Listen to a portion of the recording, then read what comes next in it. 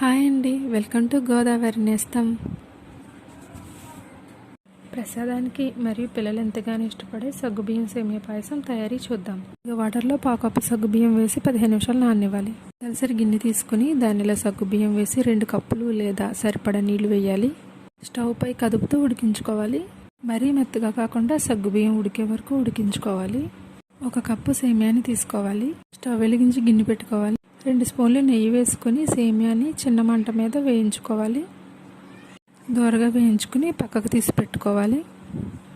సేమియా వేయించిన అదే గిన్నెలో 4:30 కాచిన లేదా నార్మల్ పాలు వేసుకోవాలి. 1 కప్పు నీళ్లు వేసుకోవాలి. ఇవన్నీ ఒకే కప్తో తీసుకుంటే కొలత ఈజీగా తెలుస్తుంది. పాలు మరగడం స్టార్ట్ అయ్యాక దీనిలో మనం ఉడికించి పెట్టుకున్న సగ్గుబియ్యంని వేసుకొని బాగా కలిపి 1 మినిట్ ఉడకనివ్వాలి. వేయించిన సేమియాను కూడా వేసుకుని 3 మినిట్స్ లో సిమ్లో ఉడికించుకోవాలి. సేమియా మరీ మెత్తగా ఉడకకూడదు, ఉడికితే తొందరగా చిక్కబడిపోతుంది.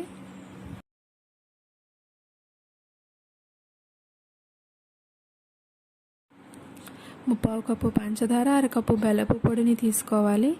సేమియాలు పలుకుగా ఉడికిన తర్వాత ఈ పాలలో పంచదారని, బెల్లపు పొడిని యాడ్ చేయాలి.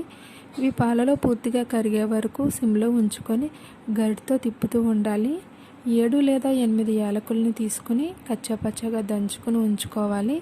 పాలలో బెల్లపు పొడి, పంచదార పూర్తిగా కరిగిన తర్వాత దీనిలో 1/2 కప్పు వాటర్ని యాడ్ చేసి 1 మినిట్ పాటు ఉడకనివ్వాలి.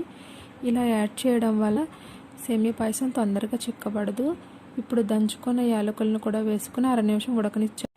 పాయసంని దించిన తర్వాత వేరే గిన్నెలో 5 స్పూన్ల నెయ్యి వేసుకుని దీనిలో పావు కప్పు డ్రై ఫ్రూట్స్ని వేసుకుని దోరగా వేయించుకుని పాయసంలో కలుపుకుంటే వేడివేడిగా సగ్గుబియ్యం సేమియా పాయసం రెడీ.